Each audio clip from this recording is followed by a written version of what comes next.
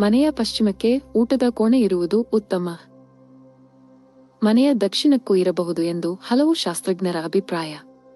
ಆದರೆ ದಕ್ಷಿಣಕ್ಕೆ ಮುಖ ಮಾಡಿ ಊಟ ಮಾಡಬಾರದು. ಗುಲಾಬಿ ಅಥವಾ ಕಿತ್ತಳೆ ಬಣ್ಣ ಊಟದ ಕೋಣೆಗೆ ಬಳಿಯಬಹುದು. ಡೈನಿಂಗ್ ರೂಮ್ ಅನ್ನು ಹುಡುಗರು ಓದುವ ಕೋಣೆಯಾಗಿ ಮಾಡಿಕೊಳ್ಳಬಾರದು. ಡೈನಿಂಗ್ ಟೇಬಲ್ನು ಗೋಡೆಗೆ ತಾಗಿಸಿ ಇಡಬಾರದು. ಅಡಿಗೆ ಮನೆಗೆ ತಾಗಿ ಊಟದ ಕೋಣೆ ಮಾಡಬಾರದು. ವಾಶ್ ಬೇಸಿನ್ನು ಡೈನಿಂಗ್ ರೂಮ್ನಲ್ಲಿಡುವಾಗ ಪೂರ್ವಕ್ಕೆ ಇಡಬಹುದು. ವಾಶ್ ಬೇಸಿನ್ನು ಉತ್ತರಕ್ಕೂ ಇಡಬಹುದು. ಆಹಾರ ಸೇವಿಸುವಾಗ ಪೂರ್ವಕ್ಕೆ ಮುಖ ಮಾಡಿ ಸೇವಿಸುವುದು ಶ್ರೇಯಸ್ಕರ. ಮನೆಯ ಹಿರಿಯ ವ್ಯಕ್ತಿ ಪೂರ್ವಕ್ಕೆ ಮುಖ ಮಾಡಿ ಊಟ ಮಾಡುವುದು ಉತ್ತಮ. ಡೈನಿಂಗ್ ಟೇಬಲ್ ಸಮತಲಾಕಾರದಲ್ಲಿರಲಿ. ಕೆಲವು ವಿದ್ವಾಂಸರ ಪ್ರಕಾರ ಪಶ್ಚಿಮಕ್ಕೂ ಊಟದ ಕೋಣೆ ಇರಬಹುದು. ಊಟದ ಕೋಣೆಗೆ ಕಪ್ಪು, ಬಿಳಿಯ ಬಣ್ಣ ಬಳಿಯಬೇಡಿ. ಊಟದ ಕೋಣೆಗೆ ಹಸಿರು, ಗುಲಾಬಿ ಬಣ್ಣ ಬಳಿಯಬಹುದು. ಡೈನಿಂಗ್ ಟೇಬಲ್ ಮೊಟ್ಟೆಯಾಕಾರ, ಅನಿಯಮಿತಾಕಾರದಲ್ಲಿ ಇರುವುದು ಬೇಡ. ಫ್ರಿಡ್ಜ್ನ್ನು ಆಗ್ನೇಯ ಮೂಲೆಯಲ್ಲಿಡಬಹುದು. ಒಂದಕ್ಕಿಂತ ಹೆಚ್ಚು ಮಹಡಿ ಮನೆಗಳಿದ್ದಾಗ ಗ್ರೌಂಡ್ ಫ್ಲೋರ್ನಲ್ಲಿ ಅಡಿಗೆ ಮನೆ ಮಾಡಿ ಊಟದ ಕೋಣೆಯನ್ನು ಮೇಲಿನ ಅಂತಸ್ತಿನಲ್ಲಿ ಮಾಡಬಾರದು. ಊಟದ ಕೋಣೆಯಲ್ಲಿ ಟಿವಿ ಇಡಬೇಡಿ. ಕರೆಂಟ್ಗೆ ಸಂಬಂಧಿಸಿದ ವಸ್ತುಗಳನ್ನು ಆಗ್ನೇಯದಲ್ಲಿಡಿ. ದಕ್ಷಿಣಕ್ಕೆ ಮುಖ ಮಾಡಿ ಊಟ ಮಾಡಬೇಡಿ. ಡೈನಿಂಗ್ ಟೇಬಲ್ ಈಶಾನ್ಯ ಮೂಲೆಗೆ ತಾಗಿ ಇರಕೂಡದು. ಪೂರ್ವಕ್ಕೆ ಮುಖ ಮಾಡಿ ಊಟ ಮಾಡುವುದು ಶ್ರೇಯಸ್ಕರ. ಆಗದ ಪಕ್ಷದಲ್ಲಿ ಪಶ್ಚಿಮಕ್ಕೆ ಉತ್ತರಕ್ಕೆ ಊಟ ಮಾಡಬಹುದಾದರೂ ದಕ್ಷಿಣಕ್ಕೆ ಮುಖ ಮಾಡಿ ಊಟ ಮಾಡಬೇಡಿ. ಅದು ಜಗಳವಾಗುವಂತೆ, ಅಶಾಂತತೆ ನೆಲೆಸುವಂತೆ ಮಾಡುತ್ತದೆ. ಊಟದ ಮನೆಗೆ ಕಿಟಕಿಗಳನ್ನು ಉತ್ತರ ಅಥವಾ ಪೂರ್ವಕ್ಕೆ ಇಡುವುದು ಉತ್ತಮ.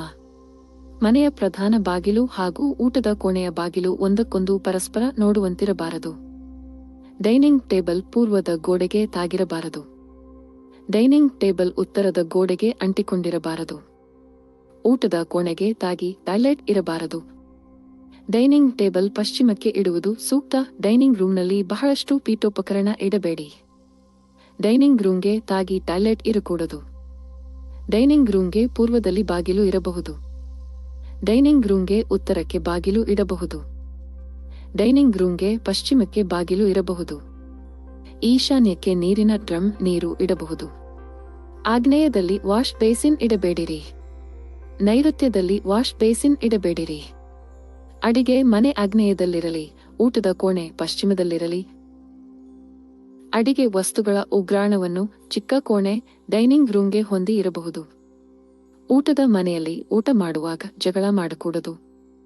ಅಡಿಗೆ ಮನೆಯ ಪಶ್ಚಿಮದಲ್ಲಿ ಕುಳಿತು ತಿಂಡಿ ತಿನ್ನಬಹುದು. ಕೋಣೆಗೆ ನೈಋತ್ಯದಲ್ಲಿಯೂ ಡೈನಿಂಗ್ ಟೇಬಲ್ ಇರಬಹುದು. ಡೈನಿಂಗ್ ಟೇಬಲ್ ಮೇಲೆ ಕೂಡುವಾಗ ಹಿರಿಯರು ಉತ್ತರಕ್ಕೆ ಮುಖ ಮಾಡಿ ದಕ್ಷಿಣಕ್ಕೆ ಅಥವಾ ನೈಋತ್ಯದ ಪಶ್ಚಿಮಕ್ಕೆ, ಉತ್ತರಕ್ಕೆ ಅಥವಾ ಪೂರ್ವಕ್ಕೆ ಅಥವಾ ಈಶಾನ್ಯಕ್ಕೆ ಮುಖ ಬರುವಂತೆ ಕುಳಿತುಕೊಳ್ಳಬೇಕು. ಚಿಕ್ಕ ಮಕ್ಕಳು ಊಟ ಮಾಡುವಾಗ ನೈಋತ್ಯ ಮೂಲೆಯಲ್ಲಿ ಕೂಡಬಾರದು. ಊಟದ ಕೋಣೆಯಲ್ಲಿ ಕನ್ನಡಿ ಹಚ್ಚುವಾಗ ಪೂರ್ವದ ಗೋಡೆಗೆ ಇರಲಿ. ಉತ್ತರದ ಗೋಡೆಗೂ ಕನ್ನಡಿ ಹಚ್ಚಬಹುದು. ಟಾಯ್ಲೆಟ್ ಡೈನಿಂಗ್ ರೂಮ್ಗೆ ವಿರುದ್ಧವಾಗಿ ಇರಕೂಡದು. ಡೈನಿಂಗ್ ಟೇಬಲ್ ಗೋಡೆಗೆ ತಾಗದಂತಿರಲಿ. ಡೈನಿಂಗ್ ಟೇಬಲ್ ಹಳೆಯ ಮರದ ಜಂತಿಯ ಕೆಳಗೆ ಇರಬಾರದು. ಶಾಸ್ತ್ರಜ್ಞರಂತೆ ಊಟ ಮಾಡುವ ಪೂರ್ವದಲ್ಲಿ ಅನ್ನವನ್ನು ದೇವರಿಗೆ ನೈವೇದ್ಯ ಮಾಡಿ ಸ್ವಲ್ಪ ಅನ್ನ ಕಾಗೆಗೆ, ದನಕ್ಕೆ ಹಾಕಿ ನಂತರ ಊಟ ಮಾಡಬೇಕು. ಹಳೆಯ ಮರದ ಜಂತಿಯ ಕೆಳಗೆ ಊಟ ಮಾಡಬಾರದು. ಡೈನಿಂಗ್ ರೂಮ್ಗೆ ದೇವರ ಕೋಣೆ ತಾಗಿಕೊಂಡಿರಬಾರದು. ಡೈನಿಂಗ್ ಟೇಬಲ್ನು ಆಗ್ನೇಯದಲ್ಲಿಯೂ ಇಡಬಹುದು. ಡೈನಿಂಗ್ ರೂಮ್ನ ಈಶಾನ್ಯಕ್ಕೆ ಅಥವಾ ಉತ್ತರ ಅಥವಾ ಪೂರ್ವಕ್ಕೆ ಸಿಂಕ್ ಇರಲಿ. ನೆಲ ಅಂಕುಡೊಂಕಾದ ಚಾವಣಿ ನೆಲಗಳು ಅಶುಭಕಾರಿಯಾಗಿದೆ. ಇದರಿಂದಾಗಿ ಅದರಲ್ಲಿ ವಾಸಿಸುವ ವ್ಯಕ್ತಿಗಳು ಚಂಚಲಚಿತ್ತರಾಗಿರುತ್ತಾರೆ. ಆದ ಕಾರಣ ಚಾವಣಿಯು ಸಮತಟ್ಟಾಗಿರಬೇಕು. ಹಾಗೇನಾದರೂ ಅದು ಏರುಪೇರಾಗಿದ್ದಲ್ಲಿ ಆ ಸ್ಥಳದಲ್ಲಿ ವಸ್ತುಗಳನ್ನು ಇರಿಸಬೇಕು. ಅದು ಸಾಧ್ಯವಾಗದೇ ಇದ್ದರೆ ಚಾವಣಿ ನೆಲವು ಉತ್ತರ ಮತ್ತು ಪೂರ್ವ ದಿಕ್ಕಿನೆಡೆಗೆ ಎತ್ತರವಾಗಿದ್ದಲ್ಲಿ ದಕ್ಷಿಣ ಮತ್ತು ಪಶ್ಚಿಮ ದಿಕ್ಕಿಗಳೆಡೆಗೆ ಕೆಳಭಾಗಕ್ಕೆ ಇರಬಾರದು. ಇದರಿಂದಾಗಿ ದಕ್ಷಿಣ ಮತ್ತು ಪಶ್ಚಿಮ ದಿಕ್ಕುಗಳಲ್ಲಿ ನೀರು ಬಿದ್ದು ಹರಿಯುವಾಗ ಉತ್ತರ ಅಥವಾ ಪೂರ್ವ ದಿಕ್ಕಿಗೆ ಇರುತ್ತದೆ. ಇಂತಹ ಒಂದು ಸ್ಥಿತಿಯು ವಾಸ್ತುಶಾಸ್ತ್ರದಲ್ಲಿ ಬಹಳ ಅನುಕೂಲಕರವೆಂದು ಹೇಳಲಾಗಿದೆ.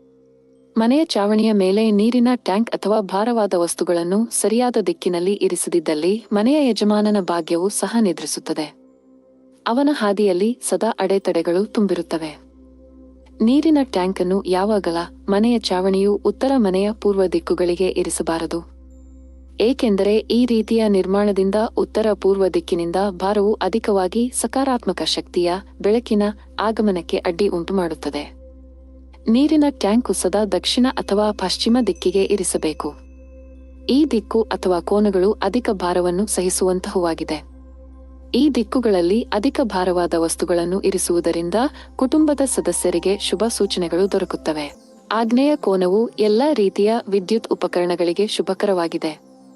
ಆದ್ದರಿಂದ ಟಿವಿಯ ಸ್ಯಾಟಲೈಟ್ ಡಿಶ್ಗಳನ್ನು ಚಾವಣಿಯ ದಕ್ಷಿಣ ಪೂರ್ವ ದಿಕ್ಕಿಗೆ ಇರಿಸಬೇಕು. ಇದೇ ಕೋನದಲ್ಲಿ ದಿಕ್ಕಿನಲ್ಲಿ ರಾತ್ರಿಯ ವೇಳೆ ಹೊರಭಾಗದಲ್ಲಿ ದೀಪವನ್ನು ಬೆಳಗಿಸಿದರೆ ಅದರಿಂದ ಸಕಾರಾತ್ಮಕದ ಬೆಳಕಿನಿಂದ ನಿಮ್ಮನ್ನು ಆಕರ್ಷಿತರನ್ನಾಗಿಸುತ್ತದೆ.